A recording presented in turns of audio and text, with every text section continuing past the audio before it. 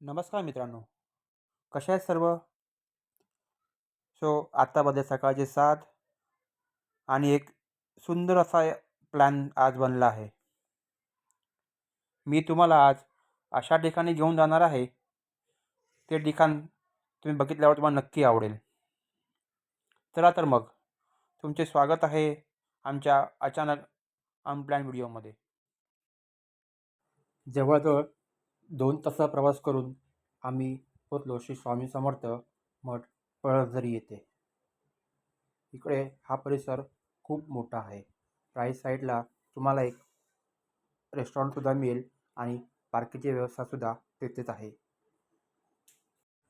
जशी तुम्ही एंट्री घेता, बाहेरच 2 शॉप आहेत.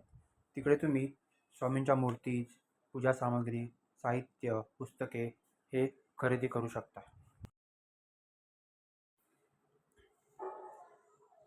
दर्शनासाठी रांगेत उभे जाण्यासाठी इकडून सुरुवात होते. भिंतीवर हे बघा, रेल्वेचे वेळापत्रकसुद्धा लावलेले आहे. जे रेल्वेने प्रवास करतात त्यांच्यासाठी हे खूप उपयोगी आहे. आम्ही आलो तेव्हा जास्त गर्दी नव्हती. तरी पण तुमचा दर्शन होण्यासाठी अराऊंड 1 ते 1.5 तास लागेल, कारण आम्ही रविवारी असे आले होतो. तर आमचा हा वेळ कधी निघून गेला आम्हाला कळलंच नाही.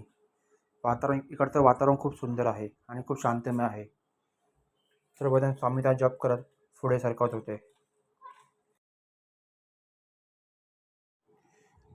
स्वामींचे दर्शन घेतले आणि थोडंसं पुढे गेल्यावर तिकडे आहे स्वामींचा शयनकक्ष.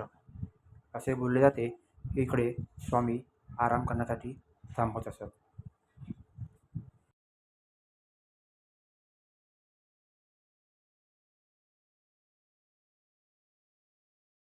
जसे आपण शयनकक्षामधून बाहेर पडतो तर इकडे खूप अशी मोकळी जागा आहे. ध्यानधारणेकरता इथे 2 वेगवेगळ्या जागा आहेत. आपण वरती स्वामींच्या समोर राहून बसून ध्यानधारणा करू शकतो आणि खाली एक अशी काळोखी असलेली रूम बनवली आहे. तिकडेसुद्धा आपण ध्यानधारणा करू शकतो.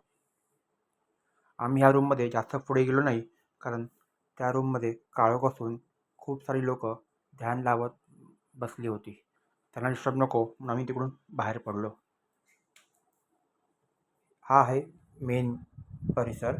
तिकडून आपला स्वामींचे उभं राहून या बसूनसुद्धा दर्शन इझिली होते. आम्हीसुद्धा काही क्षण स्वामींचे स्मरण करून आता पुन्हा परत्या प्रवास चालू केला.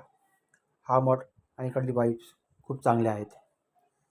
प्रत्येक स्वामी भक्तांनी या मठाला नक्की भेट द्यावी, असा हा मठ आहे. तुम्ही तुमचा अमूल्य वेळ आमचा व्हिडिओ पाहण्यासाठी दिलात त्याबद्दल खूप खूप धन्यवाद.